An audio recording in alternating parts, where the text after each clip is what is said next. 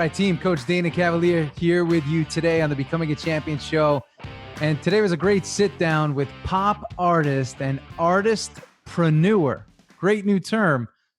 Pop artist in the music world and entrepreneur, Gedina. It was a great talk. Sat down, learned about her life, growing up with abandonment, growing up with, just her father and the lessons that she learned, and even some of the demons that she's dealt with in her journey and the things that she's had to overcome in order to get to where she is. So I hope you sit back and enjoy today's episode on the Becoming a Champion show with Gedina. She got a new album coming out, and you're going to enjoy this one. She takes us on a journey, a life journey that I think many people could relate to. So sit back, enjoy. If you do, give us a like, give us a subscribe.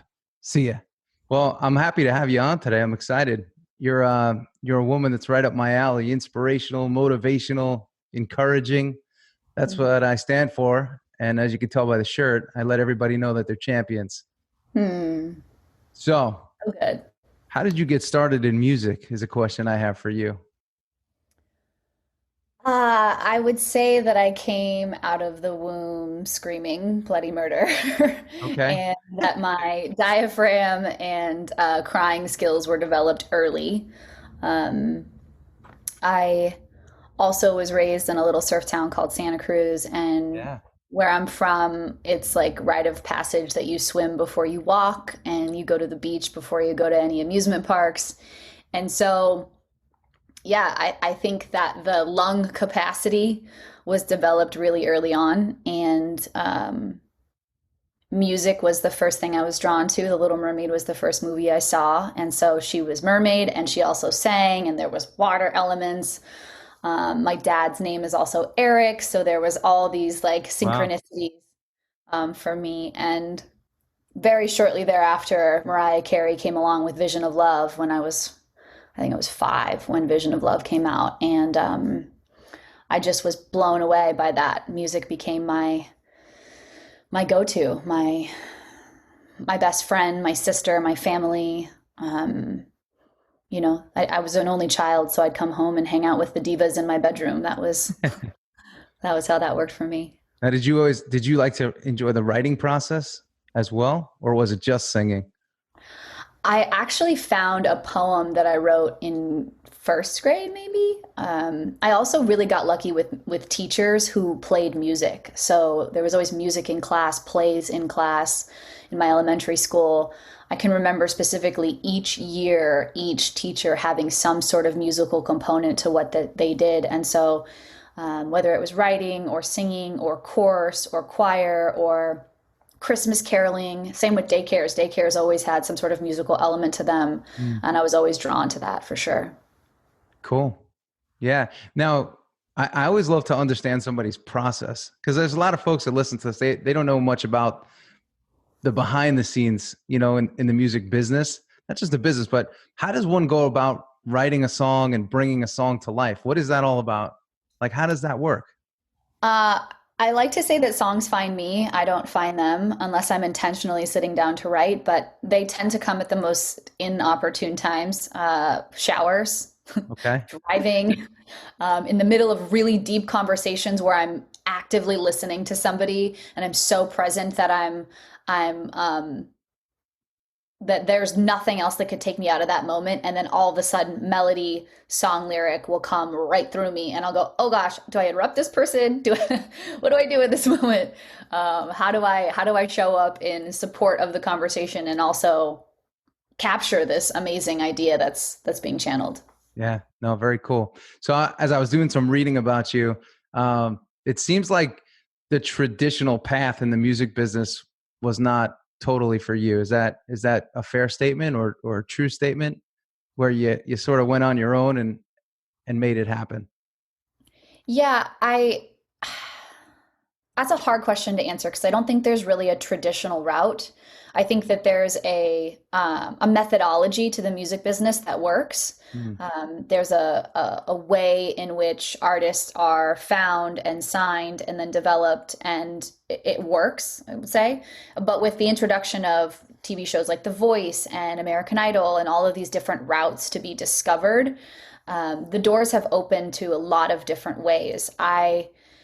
I started out singing in talent shows and then ended up in blues bars for quite a significant amount of time. For probably almost a decade, I was singing in blues bars all over Northern California and Southern California and then in the Midwest. And I was always too pop for the blues world. I was always too contemporary, too Christina Aguilera-ish to stay in that traditional blues lane. And so, not that it was good, bad, right, wrong, but I didn't fit the mold of a pop artist at that time. And so getting major record label attention or traction in that way wasn't something I was really looking for. I mean, of course, having a team of people would have been amazing during that time, but also it wasn't part of my path. My path really for the longest as I can remember was wanting to build a legacy, wanting to build an empire, wanting to build something where other artists could come to, and then ultimately creating that over the last couple of years.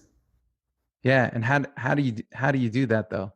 Because people may say, wow, that sounds awesome. I may want to do that. How does one go about doing that? Like, where's the starting point for all this? Well, it first starts by setting down the magnifying glass and picking up the mirror. It starts with creating a level of vulnerability and taking on risk in a way that I wasn't comfortable with. It starts with getting comfortable with being uncomfortable. Yeah. It starts with asking for support. It starts with having a really crystal clear vision, but not being attached on how you're going to get there or how I was going to get there. And also knowing my why, like why is this important? Why is this valuable? Why do I wake up in the morning and, put my feet on the ground and hit the ground running? Why? Like that's really what drives me. And then it's also setting an intention. Like really, truly, what is the intention of this project? What is the vision of this project? And being the keeper of the vision when potentially nobody else will. Yeah. Do you find that people want to take your vision away from you? No. I think it's something, if I was to give it away, it'd be a different story. But a vision is something that comes from the inside out. I would say if someone's trying to take it, they might actually be offering feedback that's valuable, that might actually get the vision to a reality sooner. And I get to be open to the feedback if it's going to support. And if it doesn't, then it's a potential to pivot or shift from the feedback, because all feedback is neutral. So either it's somebody's opinion, it's a perspective. And it's up to me as the keeper of the vision to be able to decipher what is valuable in these comments or in these assessments or in these judgments or whatever is coming across, and to use that to forward whatever we're up to. Yeah, I like that. So you said your why. What is it for you? What is it that keeps you moving? So I've always wanted to support young girls and especially women who are only children and or raised by single parents. So that for me has always been something. But it wasn't until a couple of years ago I was in front of a room of colleagues in a leadership training, and I was given a certain amount of time to share my why in front of the room. And I'd never been asked in that way to articulate with a time limit what my why was. And I closed my eyes before I stood up. And then I walked up and I said, I see myself in a hotel lobby in Shanghai, China. And I imagine this little 5 to 7-year-old girl who doesn't speak English running up to me and saying to me, thank you for giving me the opportunity to own my voice. Thank you for letting me be my authentic self and for giving me the gifts for giving me the power and the courage to embody my gifts. And she doesn't even speak my language. And so there's many little girls like that are supposed to be something, that are supposed to live a certain way. And why wake up in the morning to make sure that those little girls out there in the world know that they have that inside of themselves. Yeah. So, No, very cool. It sounds like you're very connected to that. yeah, I am. Oh yeah. And for those that don't know your journey, why is it that hits you so hard? Um, I think in the last like 6 to 7 years, I've done a lot of internal work, and I wasn't raised by my mom. I was raised by a single dad who's a hero and a super badass. Um, but like I spent a lot of time alone. I spent a lot of time trying to figure out, and I think that really over the years of having that, I had to grow up really quick. I chose to grow up really quick. I didn't have to, but I chose to. It was like, this is what I got to do to survive. So a lot of coping mechanisms and defense mechanisms to just fight my way into the world. And I think that for me, the fight is actually not necessary. It doesn't have to be hard, it can be easy, but the fight exists between me with me. And so removing that component, allowing and accepting that there are a lot of pieces of me that are still being uncovered and released and opened up, and that the world is on my side versus, fighting me, um, is really important for a lot of people out there, I think, to hear. Not to say that everybody's like me or that everybody has my story, or that these tools are just for people who are only children, or just for people who love mermaids, or just for people who feel trapped by their environment, but that there's a level of transformation and tools available for whatever the situation may be, whatever people's stories are, because my breakthroughs are going to be different than everybody else's breakthroughs. Some will be the same, and most of them will be different. But I believe that these tools and this methodology and this mindset and this mentality, it's available for everybody. Yeah. What were some of the tools that you have found to be helpful in, say, unlocking yourself? Some of your favorites, or one of your favorites. There's a few of them. My right now I'm currently doing a bunch of different like abandonment work, like internal, really deep level, like going back to me in a crib type work and talking to myself and really separating out the parts. It's a really interesting type of therapy to be able to access those pieces. So if anybody relates to having abandonment stuff, I think everybody has abandonment stuff to some degree. But yeah, really looking at that. Meditation, specifically Kundalini chants. There's some really cool chanting that like realigns all of the, chakras in the body. Anything that puts me into my body and out of my brain, that centers me in my being, and separates me from the stories or the thoughts that my brain will make up in order to be right about whatever my beliefs were as a kid. Byron Katie work is amazing if you've never tapped into her stuff. Brene Brown's work is amazing. Love what she's up to. Yeah, there's a ton of tools out there. So I have a question for you. When you're in your head, what is that story? What are some of those reoccurring storylines? Because I think that's where a lot of people get jammed up, and they start to then judge the stories that they're telling themselves. Yeah, I mean, for me, it's that the straight up like levels of them are: I'm not enough, I'm not valuable, I'm not worthy. And then from there, it's whatever sort of circumstantial stuff I can create to then make myself right about it. It's a perception. And it's been that way since I was a very young person. So constantly choosing to divert the focus on the story back into the higher consciousness, moving into the frontal cortex, standing in vision and possibility. And anybody who's ever started a company, like those thoughts are potentially a rite of passage. You wake up in the morning and you go, how am I going to make this thing that's never happened before on this planet happen?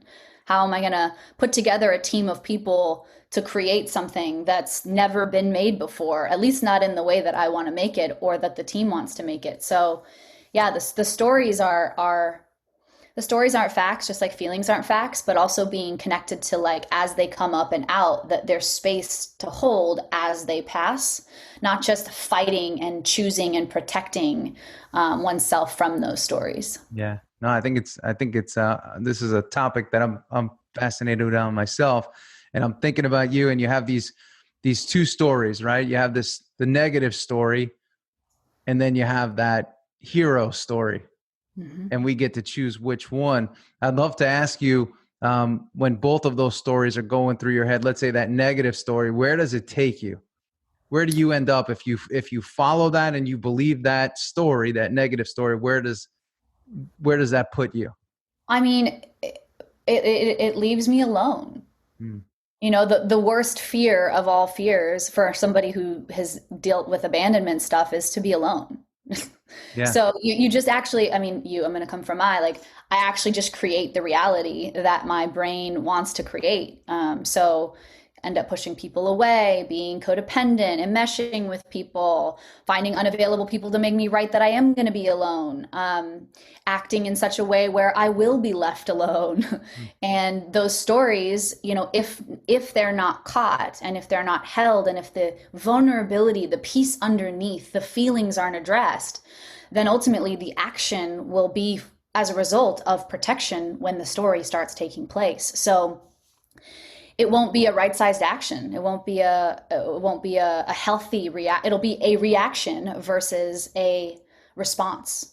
Responsibility doesn't show up in a space of story. It only shows up when I've accepted the story, addressed the underlying feelings, and been able to be there for that part of myself that still has pain, that still has those feelings, and being able to nurture and care for that part of myself as the reactions pass through. Yeah, so that's what I would say to that. Okay. And on the other side, when you get your thoughts realigned and you create that hero story, what are your results? Where do you end up from that standpoint? Oh, the level of freedom and feeling a part of that's available when I choose to respond versus react. It's like I don't know, falling into a brand new warm down comforter covered in, you know, lambskin material, or your favorite meal, or a warm hug from a friend, even if it's 1,000 miles away. It feels like unstoppable. I think of one of my favorite books is Relentless by Tim Grover, and talks about the cleaner and the closer. And I think of Kobe. I think of, like, when you are in your hero story, when you're in your power and you're in your vision, I can take on anything in the world, with love, with my heart leading, versus my story or my reaction or my fear running the show. Yeah. So it's interesting, right? We have these two stories. One puts us in a place that's very familiar to us, a place that we don't want to be. And then we have this other story that becomes, again, that hero story, that champion's story. Why do we go back to the story that doesn't have the ending that we want? Isn't that the $1 million question, Dana? It is, right? I can tell you mine. I don't know if it's true for everybody, but as a young person, our brains are ripe for imprint. Our brains are ripe for meaning making. We're meaning making machines, and the neural pathways that get grooved into our brain, you know, throw some trauma on it, on top of abandonment, throw some different things that could be perceived as trauma into that mix, and your neural pathways are off to play. And so it becomes comfortable, whatever that set of chemicals that comes up in the body, when I feel something that reminds me of. And so that then becomes the norm. You know, let me find an unavailable person. Oh, that feels like X, Y, and Z, and it feels comfortable in the skin. So let me do that again and again and again. And it's a cycle. It's a hamster wheel until someone says, like, enough. I'm done with this pattern. I'm done with the going through it again and again and again. And I think like to bring it back to music, with what I'm creating with affirmational pop is like, don't get me wrong, I absolutely love Adele. I love my Cardi B's. I love my Mariah's. I love my Alanis Morissette's, the cathartic music that allows me to access my anger. But when I'm wanting to rewrite the story and create the hero story and live my vision, where is that music? Where does that music exist in the world? Yeah. We've got like Andre Day with Rise Up. That's an amazing song.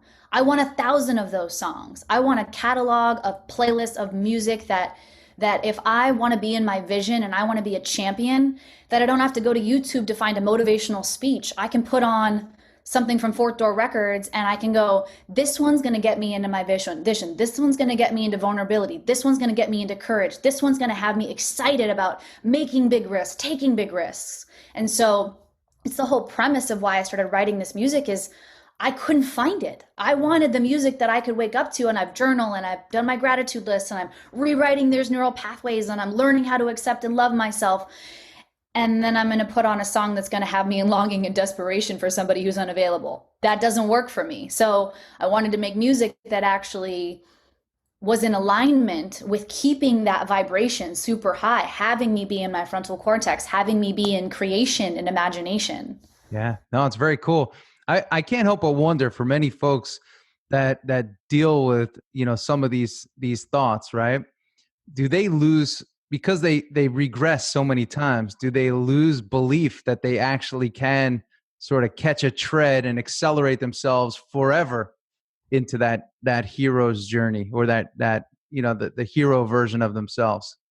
I think it would be a fantasy to say that like life would be perfect, because life's gonna life. It's gonna do things. People are gonna die, shit's gonna come up, things are gonna happen. And to say that, there won't be moments of helplessness or feeling lost or feeling a certain way, I think is would put me in the perfectionist box. So I don't expect to be on the hero's journey. I think of Kobe again, like one of my like people I look up to, and if he's not doing something right on the court, he's in the next day or maybe even after the game looking at that thing and going, okay, I'm going to pick this apart. I'm going to tease it out. How is it that my calf muscle's moving when I'm doing this jump shot or something? Like, I think it's the same thing for any of us. If that level of hopelessness sets in, it's like, all right, back to the drawing board. Let's find a new tool. Let's find a new way. Let's get support. Let's dive in together and address it and see what's possible. Yeah, no, I love that. So I love the term you use. It's affirmational pop music? Mm-hmm. Who originated that? We did, the team. Okay. Yeah. My specific flavor of it is mermaid pop, because for me, being in mermaid mentality is in that hero story, is that flow. But in terms of the label overall, that's our intention. Our intention is to create music that inspires people to be in their vision, to work through their stuff, to take themselves on, and to inspire them to dream and to be in action towards whatever it is that they want to be creating. As I was writing Out of My Shell, which is the new album that's coming out soon, and the EP North Star, which comes out Monday, I was on TikTok, and I was kind of adamant against TikTok for a while, but I went on TikTok and I had an absolute blast, like giggled harder than I've ever giggled. And I saw all these women who have all these small businesses, and they're making these videos about these labels that they're hand making, and they're blowing up. And so I say, like, sometimes affirmational pop can feel like, oh, I got to have a really big vision in order for it to be good enough, or I got to want to be a Grammy winning award recording artist, or I got to, want to be a millionaire or something along those lines. And it's like, no, if your vision is to be a mom, congratulations, go be a mom. If your vision is to like kill it at a small business and like quit your day job, like go do that. So for us, it means whatever it is that you want to be creating, that's why we're making this music. Yeah, no, I love it. You're following your passion, and it's opening up the path for you, Mm-hmm. which is cool. Yeah, I mean, that's if we can keep ourselves in alignment to our vision, we win, right? Yeah. and then Yeah, everybody else and it's a points. path. It's a journey. I think if like, I mean, of course, time savers, right? If I had figured all this stuff out at 13, my 20s and my late teens would have looked different, sure. Yeah. But when I'm 80 years old and I look back and I go, man, I figured that stuff out at 25 and 30. I had a journey, right? Like I built it. And then there was one other thing that popped into my head when you were thinking about how do these things get formed. Like I am my mom and my dad's DNA put together.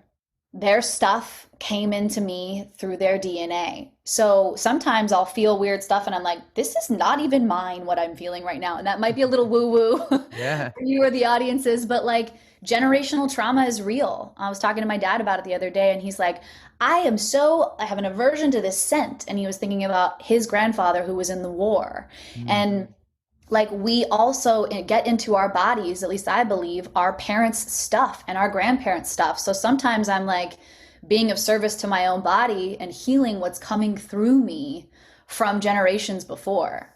Yeah. No, it's real. We have to have those keys and keep unlocking those doors so we could walk through, right? Keys to the kingdom. Yeah, I love it. So for you, what's your I like to talk a lot about habits and routines. What for you, what are these daily habits, daily routines? I know you mentioned, meditation and some chanting, but what are the things that you do every day to keep yourself again moving in the direction that you want to go?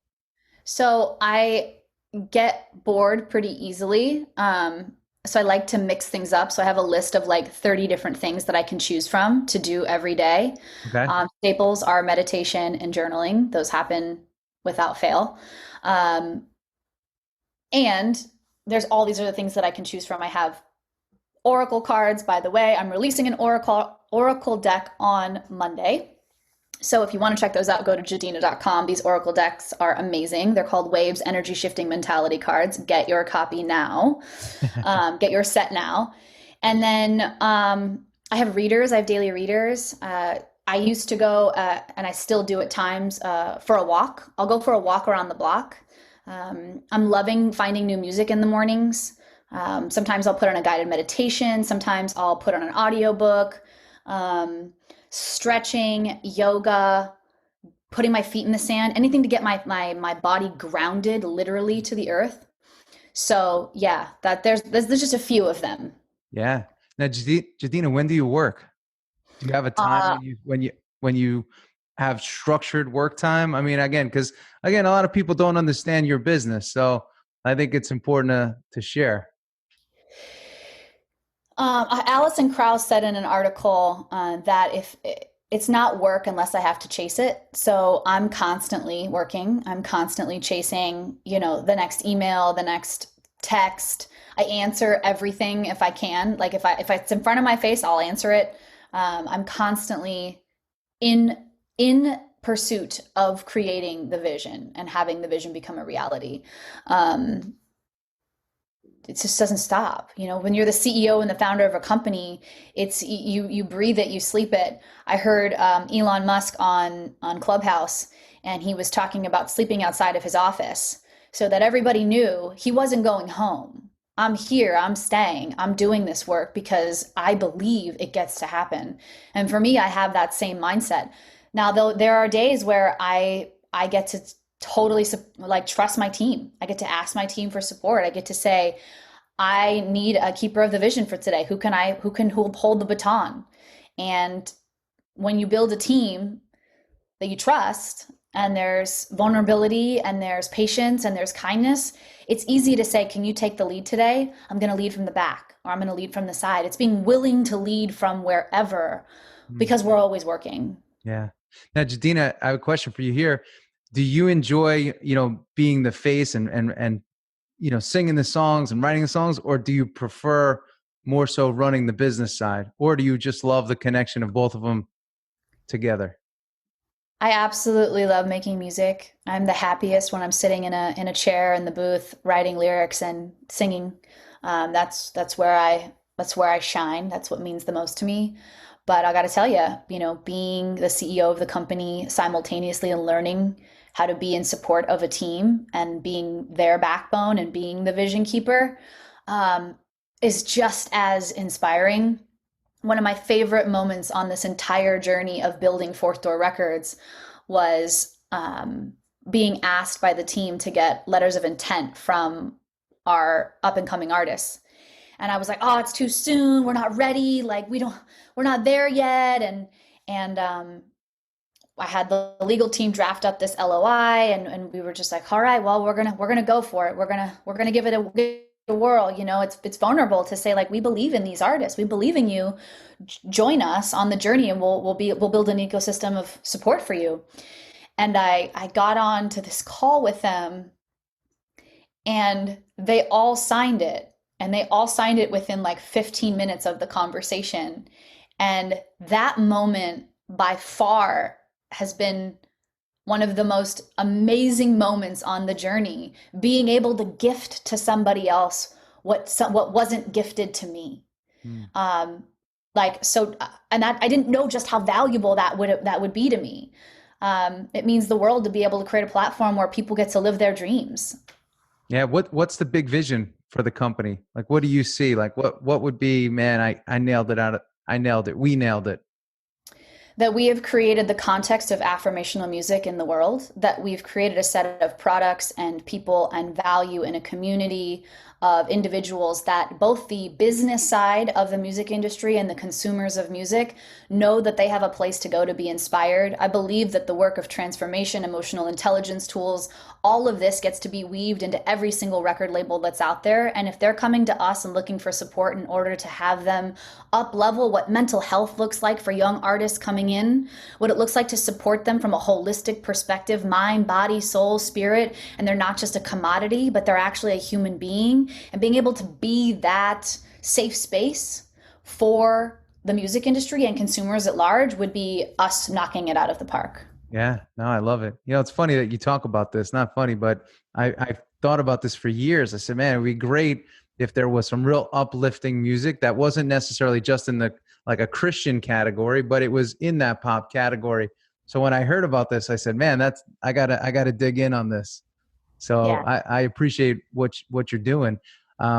Question I always ask every guest I have on the show is, I call this the Becoming a Champion show. I feel like we're all on this champion's journey. No matter how much success we've had, many of us want to continue to push and move forward. What does the word champion mean to you?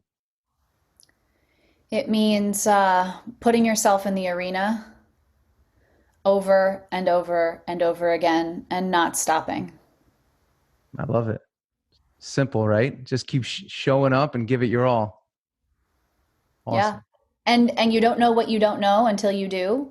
And when you know better, you do better. So being open to it being a different journey every single day, but having the mindset and the mentality to choose it again and again. Yeah, I love it. Cool. Awesome. I thought that was a super powerful interview. I love how transparent she was. I love how she shared her journey and brought us in to her journey, both as an aspiring artist in the world of music, which we all know is very competitive. And, you know, she shared her dream and vision of creating this great record label that stands for something that most record labels don't stand for: inspiration, motivation, and encouragement. And that's what the Becoming a Champion show stands for. So I hope you enjoyed the show. I hope you got inspired, motivated, and most importantly, I hope you took away that, you know, there are so many similarities between how we think and how others think, and everybody's dealing with something. And I thought Gedina did a great job of sharing what she's dealing with, and again, some of the daily battles that she has, but she continues to push through, battle through, and make it happen. And you got to do the same. There's only one way, and that way is through. So get after it, keep pushing, and make it happen. Let's go. This is Coach Dana Cavalea. I hope you enjoyed today's episode of the Becoming a Champion show. And if you did, like it, subscribe, tell your friends, share it, and let's keep building this team of champions together. We'll be back next week with another amazing episode. See ya.